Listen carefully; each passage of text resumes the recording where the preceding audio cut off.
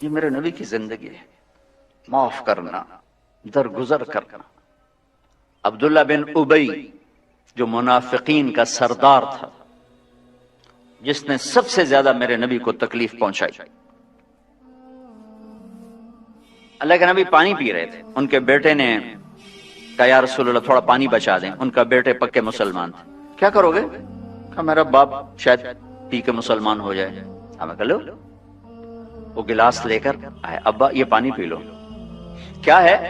کہ اللہ کے نبی کا بچا ہوا پانی ہے، پی لے شاید تیرے اندر ایمان آ جائے۔ کہنے لگا جاؤ وہاں سے کسی کا پیشاب لے آؤ، میں وہ پی لوں گا، یہ نہیں پیوں گا۔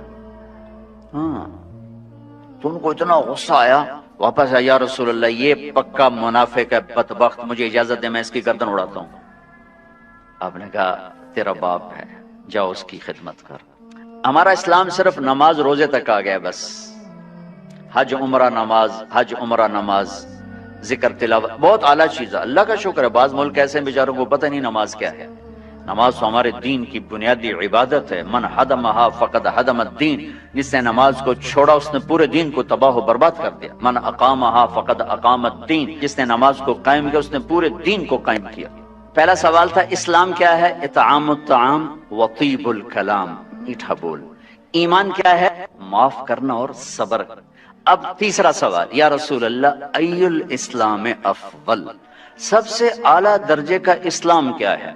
اللہ اکبر، کتنے اسلام کے خوبصورت اعمال ہیں، نماز، روزہ، تہجد، تبلیغ، ذکر، تلاوت، حج، عمرے، جہاد، کتنا کچھ ہے۔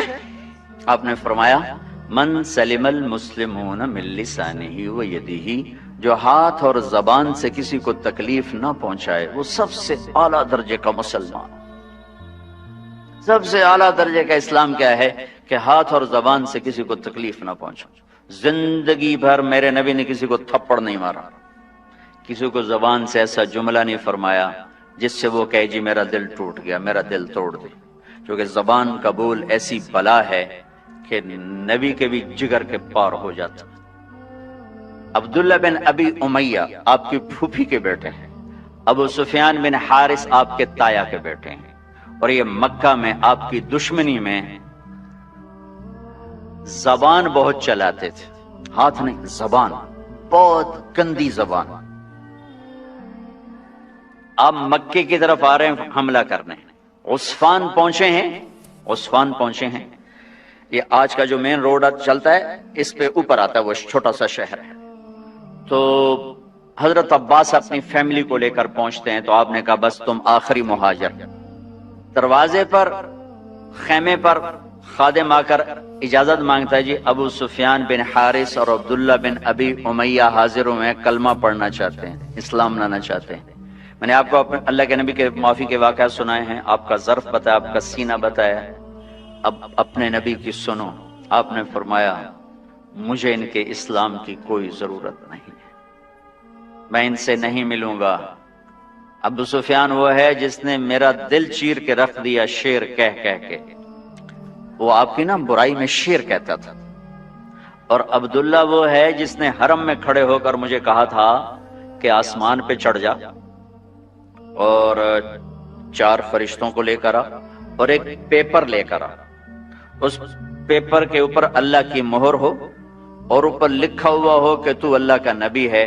وہ 4 فرشتے پیپر کے ساتھ آ کر گواہی دیں، پھر میں سوچوں گا کہ تو نبی ہے کہ نہیں، لیکن میرا خیال ہے میں پھر بھی تمہیں نبی نہیں مانوں گا۔ آپ نے کہا اس کا یہ بول میرے یہاں ہے، میں نہیں انہیں ملنا چاہتا، میں ان کے اسلام کو قبول نہیں کرنا چاہتا۔ تو سناٹا چھا گیا کہ زبان کا گندا بول کہاں تک انسان کو لے جاتا ہے، اور کتنا بڑا میرے نبی کا سینہ ہے جو اللہ کی وحی کو اپنے اندر برداشت کر لے، اس کا سینہ کتنا بڑا ہوگا، لیکن زبان کے بول نے تنگ کر دیا۔ وَلَقَدْ نَعْلَمُ أَنَّكَ يَضِيقُ صَدْرُكَ بِمَا يَقُولُونَ، میرے حبیب مجھے پتا ہے لوگوں کی سخت باتیں آپ کا سینہ تنگ کر دیتے۔ اس شہد کے ذخیرے اکٹھے کیے جائیں تو اس زبان کے بول کی مٹھاس اس سے زیادہ ہے، اور میں اللہ کی قسم اٹھا کے کہتا ہوں 7 سمندر کے پانیوں کی کڑواہٹ کو اکٹھا کیا جائے تو اس زبان کے بول کی کڑواہٹ اس سے زیادہ ہے۔ ایک گندا بول سر سے لے کر پاؤں تک آگ لگا دیتا ہے، اور ایک میٹھا بول مرے ہوئے کو زندہ کر دیتا ہے۔ ساری زندگی میرے نبی پاک صلی اللہ تعالی علیہ وسلم نے کبھی ایک بول ایسا نہیں بولا جس سے کسی کو دکھ پہنچتا، جس سے وہ یہ کہے کہ میرے نبی نے مجھے میری بے اکرامی کر، مجھے بے عزت کر۔ اور گھروں کی زندگی میں آپ کی یو این او کی تنخواہ سے خوشی نہیں آئے گی، یو این او والوں کو بھاری تنخواہ ملتی، اس سے خوشی نہیں آئے گی۔ کسی کا گھر ہو، کسی مولوی صاحب کا گھر ہو، کسی یو این او والے کا گھر ہو، کسی بادشاہ کا گھر ہو، اللہ کی قسم خامند اور بیوی کا سلوک اور میٹھا بول خوشی لائے گا، اور کوئی چیز خوشی نہیں لا سکتی۔ شکل صورت بھی کچھ عرصہ چلتی ہے، پھر اس کی کشش بھی ختم ہو جاتی ہے، جوانی ڈھل جاتی ہے، زندگی مختلف ادوار سے گزرتی ہے۔ ایک چیز ہے جو سدا بہار رہتی ہے اور سدا بہار رکھتی ہے، وہ اخلاق ہیں، وہ اخلاق ہیں، وہ اخلاق ہیں۔ وہ آپ کا درگزر کرنا، آپ کا میٹھا بول بولنا، آپ کا محبت بھرا بول بولنا، آپ کا خطا سے درگزر کرنا، پکڑ دھکڑ طنز تانے، پوری زندگی برباد ہو جاتی۔ ساری زندگی میرے نبی نے کسی کو تانا نہیں دیا، ساری زندگی طنز نہیں کیا، کہ یہ دلوں کو چیر دینے والی چیز۔ گھروں میں خوشیاں دیکھنی ہے یا غیروں کے ساتھ خوشیاں دیکھنی ہیں، زبان کا بول میٹھا فرما لیں۔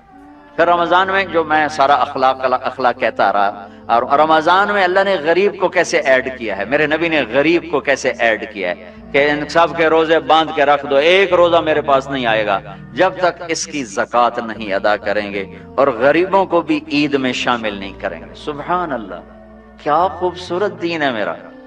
غریب کا حصہ رکھو گے تو آپ تمہارا روزہ اوپر جائے۔ میرے نبی روزے یہاں کھڑے ہو جاتے، روزے یہاں کھڑے ہو جاتے، اوپر نہیں جاتے جب تک روزے کی زکوٰۃ نہ ادا کر دی جائے۔ یہ بھی اسی سے متعلق موضوع جو آپ کے پیچھے لکھا پڑا ہے کہ غریبوں کو شامل کرو اپنی خوشیوں میں، کہ ان کے گھروں میں دے کر آؤ کہ وہ بھی خوشی سے کھا سکیں، کپڑے بنا سکیں۔ جو ہمارے ہاں بتایا جاتا ہے روزے کی زکوٰۃ گندم کے لحاظ سے، اس سے تو روٹی نہیں پوری ہوتی، تو کپڑے کہاں سے آئیں گے؟ کہ ہم پوری سیرت کو نہیں جانتے۔ میں آپ کو اپنے نبی کی زکوٰۃ بتاتا ہوں کہ ہمارے نبی کس چیز کی زکوٰۃ دیتے۔ میرے نبی کشمش دیا کرتے تھے، کشمش۔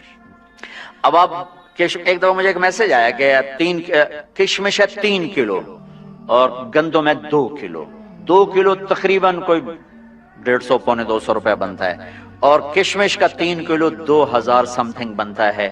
ایک گھر میں 4 افراد ہیں، اگر ایک خامد، ایک بیوی، ایک بیٹا، ایک بیٹی، 4 افراد ہیں، کشمش کے لحاظ سے 8000 گیا، تو 8000 میں اس کے کپڑے بھی بن جائیں گے، اس کی سیویاں بھی پک جائیں گی، اس کی عید بھی ہو جائے گی۔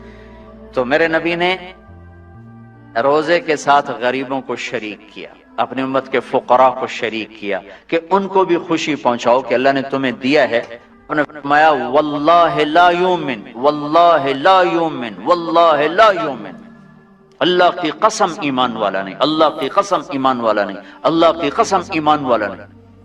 کون یا رسول اللہ؟ کہ جس کا پڑوسی اس سے تنگ ہو وہ ایمان والا نہیں ہے، جس کا پڑوسی اس سے تنگ ہو وہ ایمان والا ہے۔ پھر ہم نے کہا واللہ لا یؤمن، اللہ کی قسم ایمان والا نہیں، کہ جو پیٹ بھر کے کھائے اور پڑوسی بھوکا سوئے وہ ایمان والا نہیں ہے۔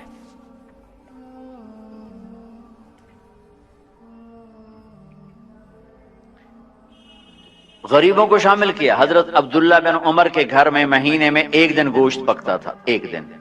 تو ان کا ایک پڑوسی تھا یہودی، تو جب آپ کے سامنے کھانا رکھا جاتا تو پوچھتے بھائی ہمارے پڑوسی کو بھیجا؟ کہا یہ نہیں بھیجا۔ کہا پہلے اسے بھیجو، اس کے بعد میرے سامنے رکھو۔ یہودی کے لیے پہلے کھانا جاتا تھا، پھر حضرت عبداللہ بن عمر کھاتے تھے۔ تو عید کی خوشیوں میں شامل کیا غریبوں کو کہ جو مالدار لوگ ہیں وہ اپنے روزے کی زکوٰۃ ادا کریں۔ کشمش کے لحاظ سے آپ ادا کریں، ویسے تو آپ گندم کے لحاظ سے بھی ادا کریں گے تو آپ کا واجب ادا ہو گیا، لیکن کسی غریب کا بھلا کرنا چاہتے ہیں اور لوٹ کے بھلا آپ کے پاس آئے کہ آپ کا خزانہ اللہ کے پاس جمع ہو جائے۔ امام زین العابدین کی خدمت میں جب کوئی سائل آتا تو آپ کہتے واہ واہ اللہ تیرا شکر ہے، تو نے میرے پاس سواری بھیج دی جو میرا سامان اٹھا کے میرے آخرت کے گھر میں پہنچا دے گی۔ کیا عجیب تعبیر ہے، اللہ تیرا شکر ہے تو نے میرے پاس سواری بھیج دی جو میرا سامان اٹھا کے میرے آخرت کے گھر میں بھیج دے گی۔ سائل آپ کی آخرت کی سواری ہے۔ تو سخی بن کے دیں، بخیل بن کے نہ دیں، اس سے اللہ کے غریب بندوں تو خوشیاں